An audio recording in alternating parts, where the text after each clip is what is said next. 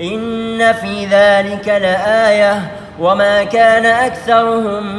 مؤمنين وإن ربك لهو العزيز الرحيم وإنه لتنزيل رب العالمين نزل به الروح الأمين على قلبك لتكون من